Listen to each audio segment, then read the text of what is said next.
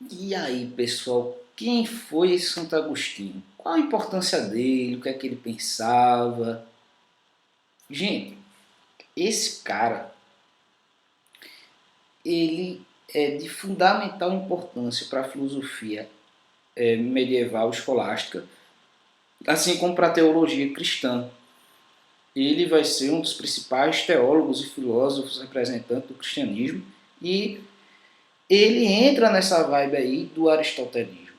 Então, São Tomás de Aquino ele vai ser um grande intérprete de Aristóteles e, assim como Santo Agostinho meio que adequou as teses neoplatônicas e platônicas a uma perspectiva cristã, São Tomás de Aquino é aquele cara que vai dizer, ó, peraí, se recusava às teses de Aristóteles, porque meio que era incompatível e tal. Mas não é bem assim não.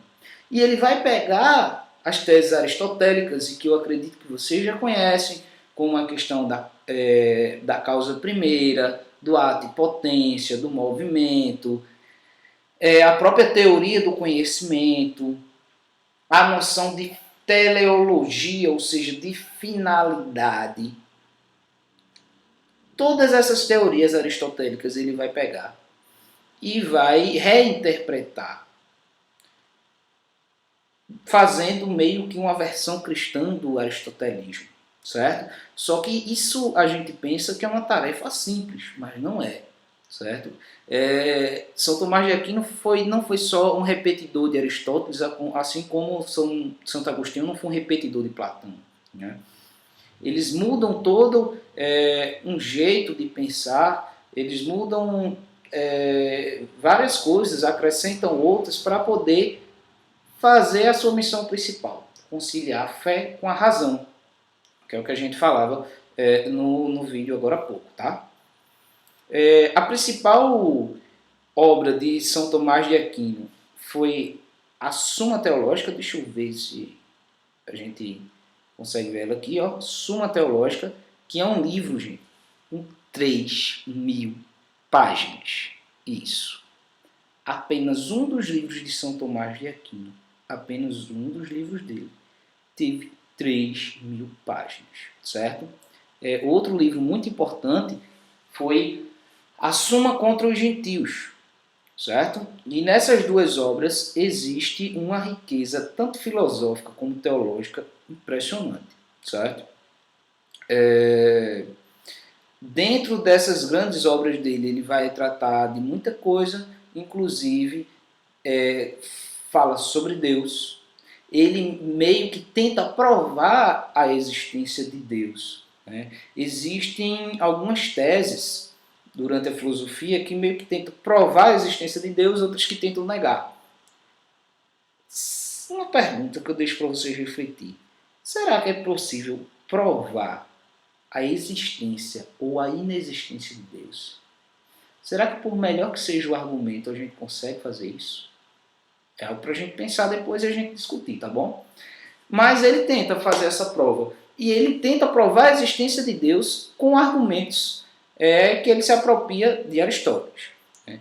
Ele vai ter uma teoria do conhecimento, assim como Santo Agostinho teve a teoria da iluminação, ou seja, a razão nos permite conhecer, mas a razão só conhece pela iluminação.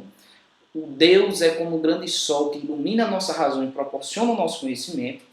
Aristóteles, ele vai, São Tomás de Aquino, ele vai fazer uma teoria do conhecimento ainda mais rebuscada. É um conhecimento onde ele vai detalhar o processo do conhecimento. Como é que nós conhecemos? Primeiro pelas sensações, nós pegamos as coisas, nós tocamos, nós vemos, nós escutamos. Então o conhecimento ele passa pelo órgão do sentido, certo? Ele meio que entra, né, na nossa mente e aí ele passa por um outro processo, que aí são os órgãos internos.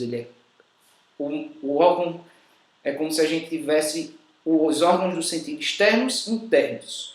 O interno ele capta o que o externo toca, vê, sente, e vai passar por todo um processo de intelecção, de abstração, que a gente vai ver com mais detalhe depois. Nós temos também uma noção ética e política, uma ética teleológica e uma política das virtudes. E tudo isso a gente vai entender com mais calma agora, beleza? Então, São Tomás de Aquino é muito rico, tem muita coisa a ser explorada nele. É como eu falei, ele é só apenas um dos pensadores desse período, mas existem outros vários com uma riqueza de pensamento enorme, que inclusive vão ser muito importantes para a filosofia posterior, a filosofia moderna. Tá? Vamos lá.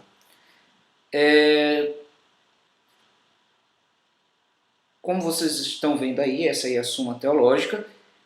E como é que São Tomás de Aquino tenta provar a existência de Deus? Olha, já é sabido que a partir de Aristóteles, conhecer é conhecer a causa. Tudo que existe, existe porque tem uma causa. Ora, ninguém pediu para nascer. Você também não veio do nada.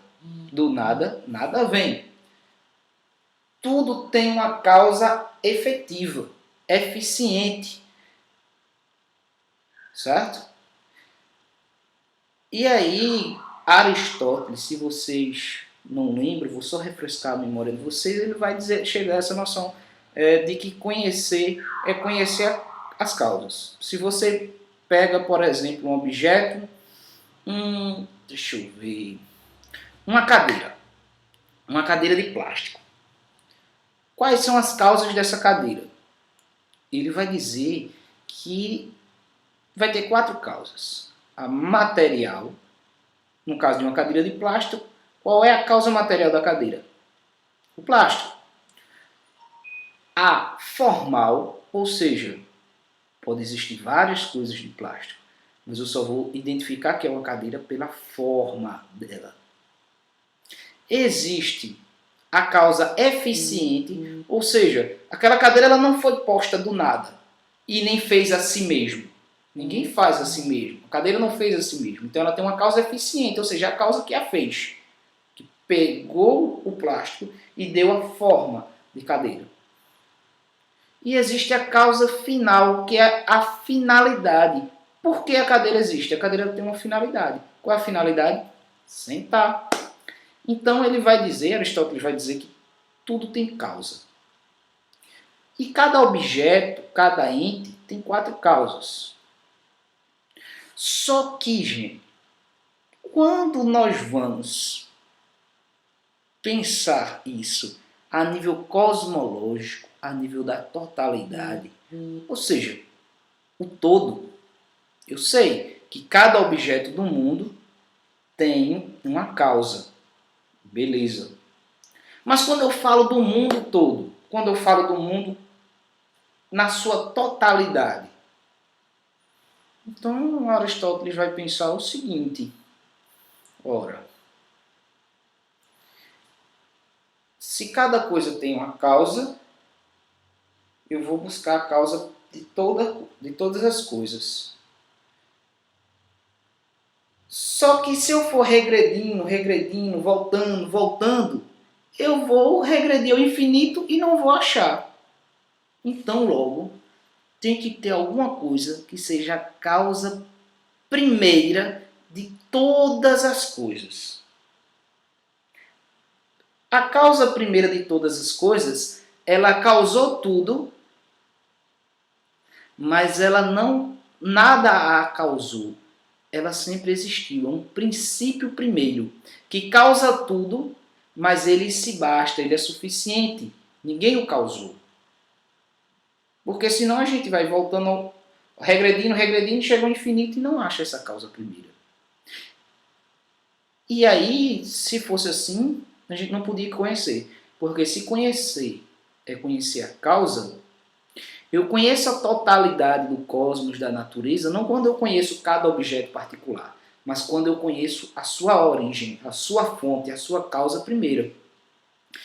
Eu acredito que vocês lembram aí que Aristóteles vai falar de um tal de motor imóvel.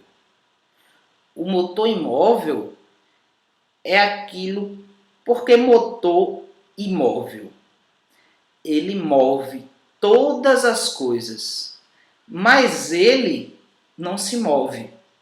Não há nada que o mova, porque ele é primeiro. É como se ele movesse todas as coisas, mas ele não se move. Aristóteles vai perceber que tudo está em constante movimento. Tudo está se movendo o tempo todo. Mas uma coisa para se mover depende da outra. Ela tem uma causa, a causa do seu movimento. E a causa primeira de todas as coisas, que dá movimento a todas as coisas, é o motor imóvel. Voltei aí a Aristóteles para a gente entender Tomás de Aquino. Porque nas 5 teses que ele vai lançar para provar a existência de Deus, ele justamente vai recuperar toda essa teoria do movimento e da causa de Aristóteles, certo? Então a gente precisa ter isso claro para poder entender essas teses aqui de São Tomás de Aquino. Então, de uma maneira bem sucinta, para ser mais claro e preciso, conhecer a causa. Eu não conheço um objeto quando eu vejo, mas eu preciso saber como ele foi causado. Para conhecer o mundo todo, a totalidade das coisas, eu preciso saber a causa primeira de todas as coisas. O que é que move esse cosmos? O que é que move o mundo? Tem que ser algo que seja primeiro, não teve nada antes dele, e é ele que dá movimento a todas as coisas. Aristóteles vai chamar isso de motor imóvel. Uma coisa interessante é que ele vai perceber que tudo que está sob a lei do movimento padece, se corrompe, se vai. Todo movimento é o movimento de ato e potência. É o movimento que está ali em potência, ou seja, uma semente. É uma árvore em potência. Quando ela se movimenta, ela se torna árvore. Mas tudo que está submetido ao movimento, ele se origina e se acaba. Tudo que está submetido ao tempo, porque o tempo é o número do movimento, lembrem disso, se corrompe. Só que o motor imóvel, por exemplo, ele não tem fim, ele é eterno, porque ele não está submetido ao movimento.